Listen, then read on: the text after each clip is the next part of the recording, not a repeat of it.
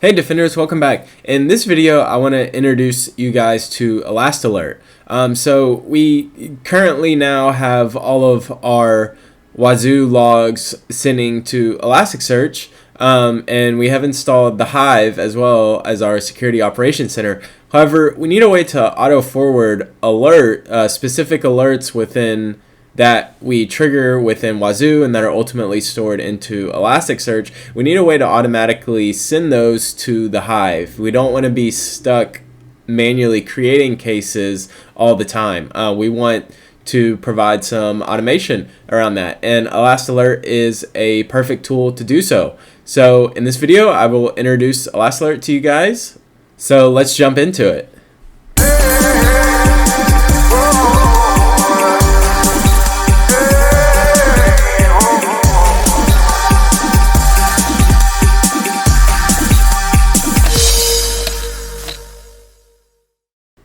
And okay, so as mentioned in the intro, ElastAlert can be used to forward events to TheHIVE. And what it does, kind of under the hood, is it parses through your indexes that are written to Elasticsearch. And it's able to match upon criteria that you specify within your rules. ElastAlert is software that will reside on one of your nodes that is responsible for running Elasticsearch. And so what we'll do is point ElastAlert to a node within our Elasticsearch cluster, and it'll make it, and we'll feed it some config settings such as the index name that we want to look at and so on and so forth. But what it's doing is it's making a call out to Elasticsearch, and it says, hey Elasticsearch, for this index, I want to search this index. It'll search that index, and then it'll see, based upon the criteria, the match criteria that you have set within your rule file, if there's a hit or not. And if there is, we'll configure it to send to TheHIVE. So it's really taking all of the data within Elasticsearch and searching on it for a particular match criteria of whatever you're looking to match on. So in this demo, we're going to install ElastAlert. We will integrate ElastAlert with our current Elk stack. We will create rules to trigger on Wazuh alerts, and then we'll also forward these events to TheHIVE. So again, we're automating the alert creation within TheHIVE, which is really nice to have. And okay, so let's go ahead and jump into installing ElastAlert. So pretty easy to install. There are some prereqs. You do need Python 3, and we will run a pip install to do so, to install ElastAlert. I don't think I have Python 3 though as of now. Oh, I do. Okay, good. So I already have that installed. But if you don't, you could just do a yum install Python 3. You would bring in Python 3. Let me make sure I have pip 3. And I do. Okay, good. So now I'll do a pip 3 install ElastAlert.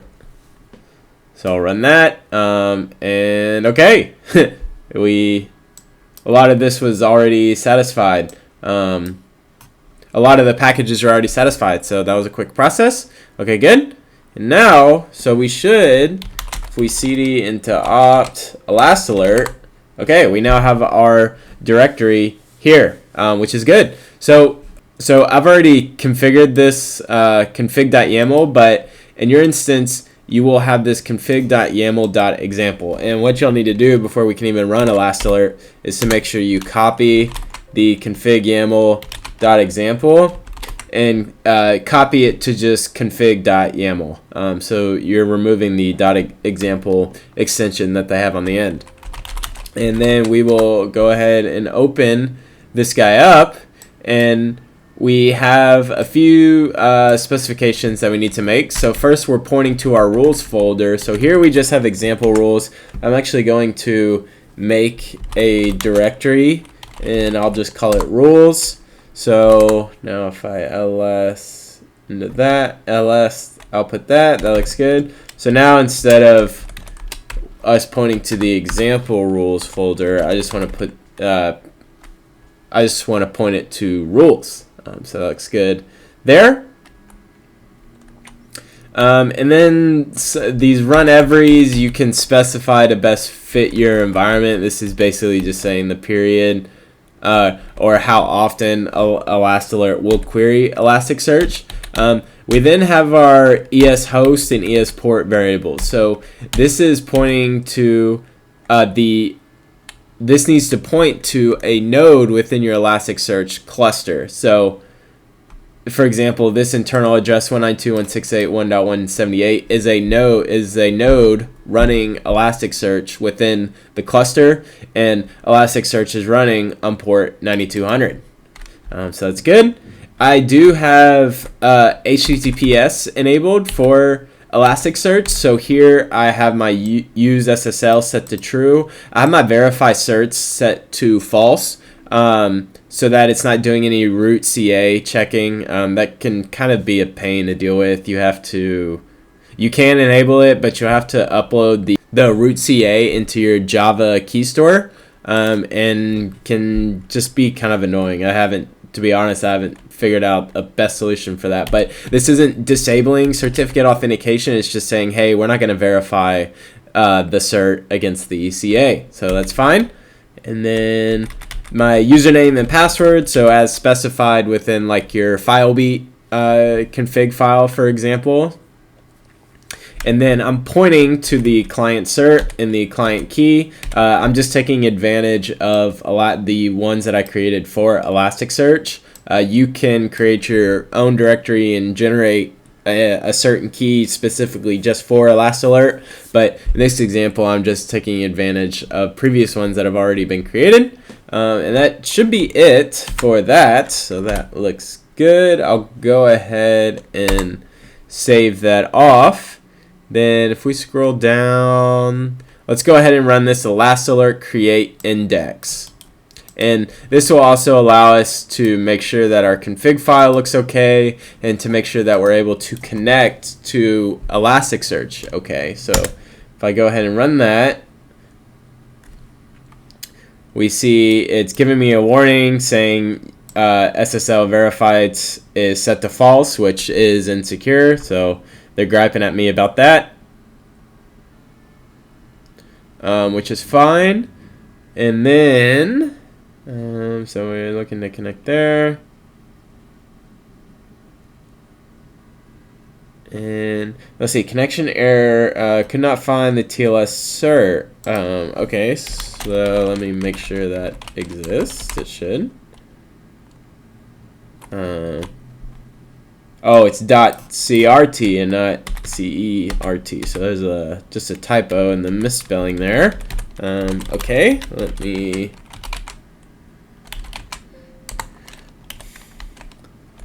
me correct that. So I'll remove this E. And let's try that again.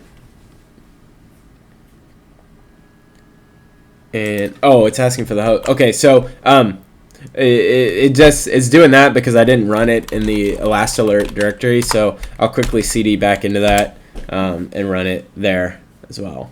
So here we go. Okay, so this is looking better. So it has connected to Elasticsearch, which is good. These warnings are just saying an unverified HTTPS request is being made just because the SSL verify is set to false, so that's fine. It's not saying that it isn't working, it's just giving us a warning on security. And then that looks good. So now we have new index ElastAlert status created. So we've verified that we have connected to Elasticsearch, which is good, and it has now actually created a new index. So if we go into our cluster here, so if we go into our Elasticsearch cluster, we will actually see a new index has been created. And we search for ElastAlert. You see we have these new statuses here, these new indexes created here. So that looks good. And what I also like to do is run ElastAlert as a service, so I can just run a systemctl, stop ElastAlert, start ElastAlert, whatever whatever functionality you're looking to do. And I have that created within the GitHub repo. I'll link it down to the description as well. So I'm just going to use a text editor to create a systemd service file for ElastAlert. So I'll just specify that, and then I will just copy these parameters in there. And not do GitHub. And okay, that looks good. And make sure there's no weird formatting or something that was missed, but that all looks good. Okay, and then I'll run a systemctl daemon reload. And now I should be able to do like a systemctl stop ElastAlert. And okay, that looks good. If I run like a status, we see it's not active. Okay, good.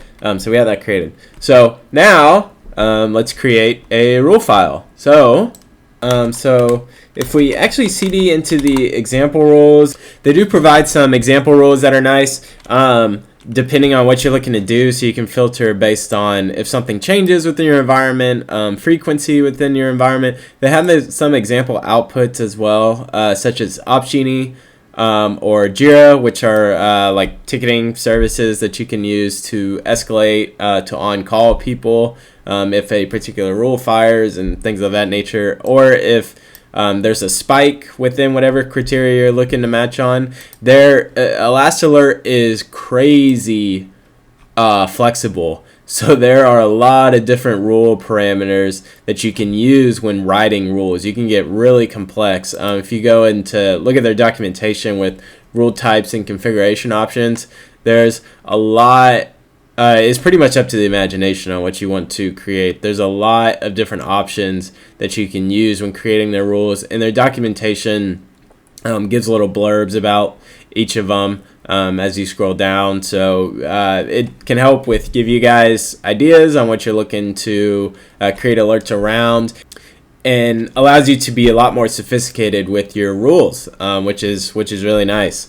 So so let me cd back into, since we're not within our config file, we're not loading our example rules folder, we're actually loading our rules folder. So what I'm going to do is just create a wazuh.yaml. They do have to be .yaml files, so make sure that is the case.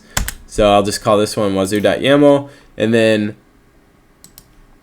then also on the GitHub here, I created a rule example. So we can just go ahead and copy and paste this guy.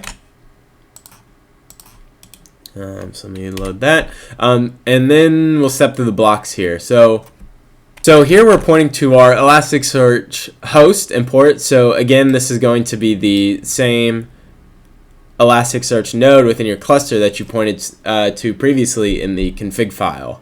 Our port 9200, we're giving it a name. This is just whatever name we want to give it.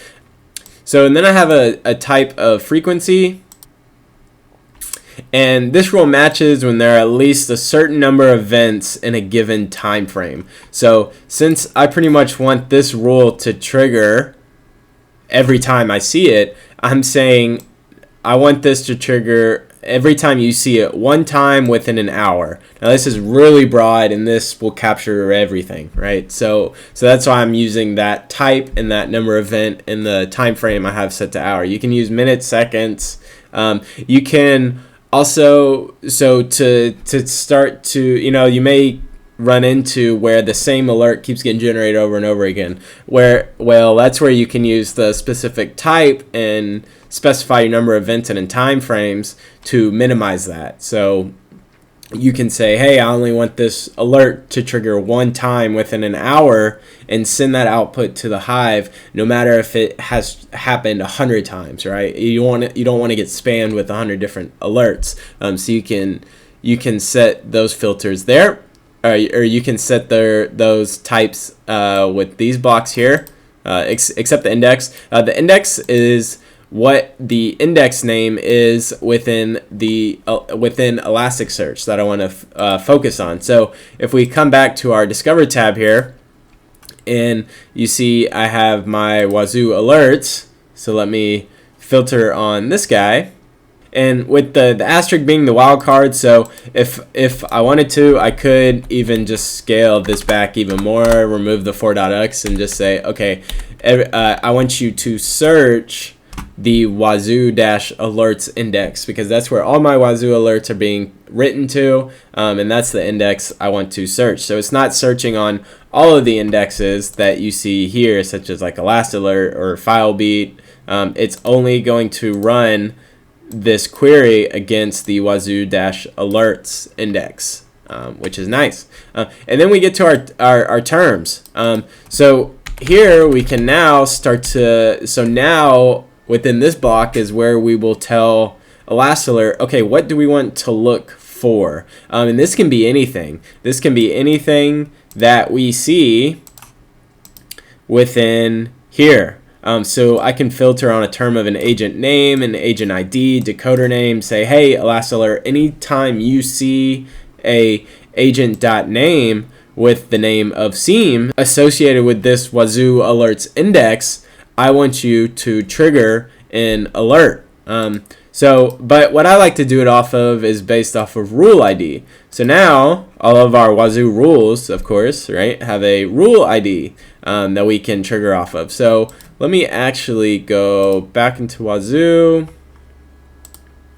and let me add a Wazuh agent to this box running the Hive here. What I'm going to do is just replicate some login attempts off this guy.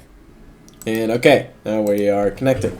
So this guy should now be active here in a sec. And yep, it is. Okay, so now let's just generate like a failed login attempt. So if I do just like a duplicate, I'll just do a few failed logins.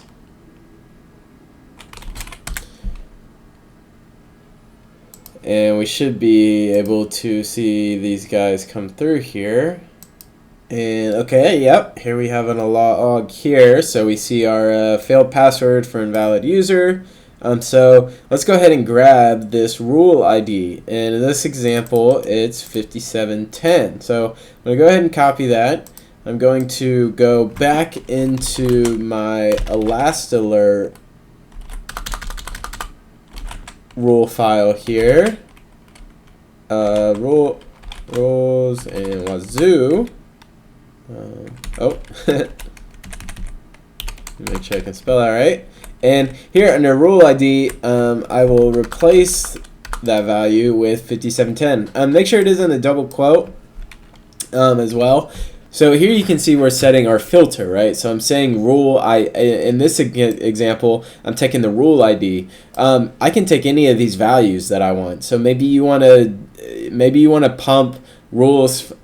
Maybe you want to pump alerts from a specific agent to the Hive. Well, here you can use the agent.name and set that to a certain value, or your agent ID. You can take any of these. You can also combine them as well. So say for example I wanted to say, okay, let's filter on this rule ID, but it also has to be this agent name. So we can do something like that. So I can copy this guy. It's pretty easy to do. You just paste it right under, and then agent name will say the make sure you include your colon here, and then agent name in this case is Hive. So you do something like that. So you can filter on multiple, you can make your filters, add multiple entries to your filters to make them even more specific, which is really nice to do. I won't do it in this case just because I just want to do it off this rule ID.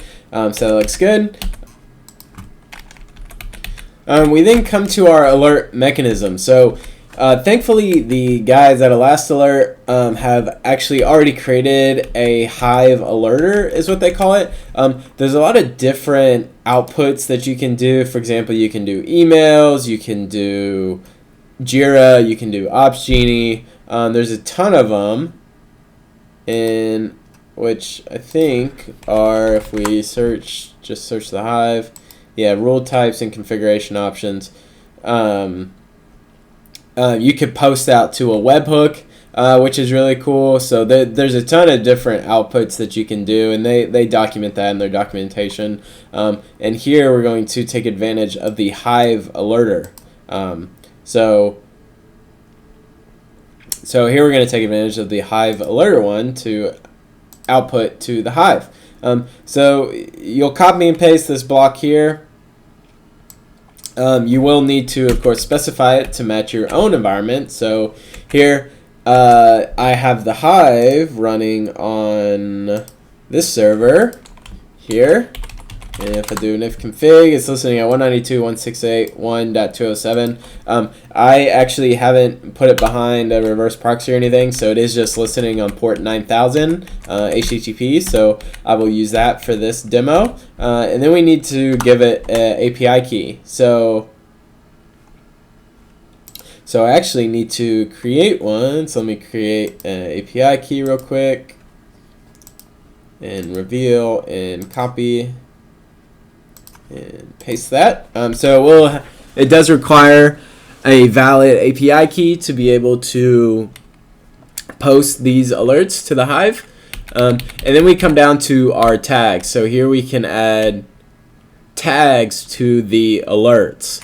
And what's cool is you can set variables here to the values that you see within Elasticsearch. So what would we want to bring in as a tag? Let's maybe bring in the source IP, and we'll bring in the source user for this particular instance. So the syntax is a little weird for this. You'll need to put it within a single quote and then curly brackets for the match.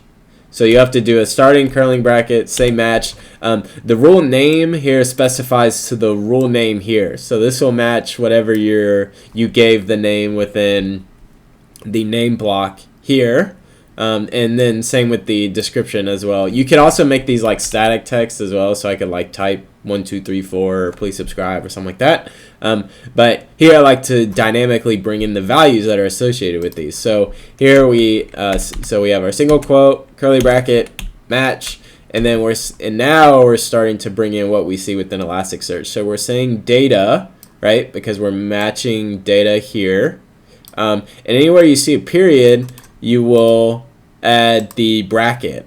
So we have data.sourceIP. So we'll do bracket data, and then we'll bracket, and I will paste in here source IP, and then we don't need the signature, and then we'll close the curly bracket, and then another single quote to close the single quote, comma, a space, and then single quote again, curly bracket, match, and we'll do the same thing. So we'll do data. I'll just go ahead and get rid of that guy.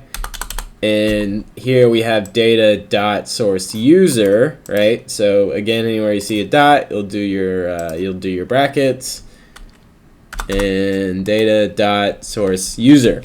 Okay, so that looks good. And then we can also map in observables, which is cool. So if you remember, you can within alerts you can create an observable with that alert. And now we can bring that in automatically, which is really cool. So in this case, we're specifying it's an IP address. That's the observable type, right? So if you remember, when creating observables, you can select IP, domain, hash, whatever the type is. But here we're specifying it's an IP. Then we're going to take the value that's within data source IP. So if we go back to Elasticsearch, that value here would be this 192.168.1.83 IP address. So we're going to automatically bring that in. So that looks good. So let's go ahead and save this off, and let's do a systemctl start ElastAlert, and let's see if we can trigger off some alerts.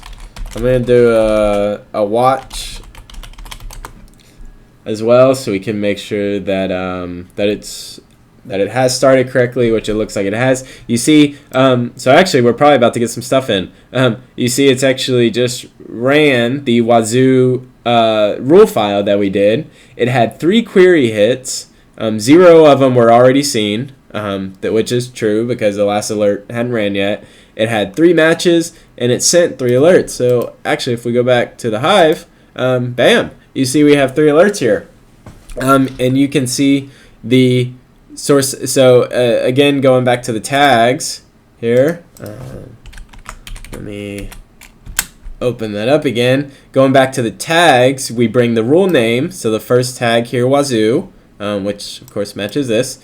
The data.source IP is brought in. So yep, that looks good. And then we also bring in the source user. So now let's trigger this guy again. If I do duplicate session, I'll say please subscribe and just give it a garbage password.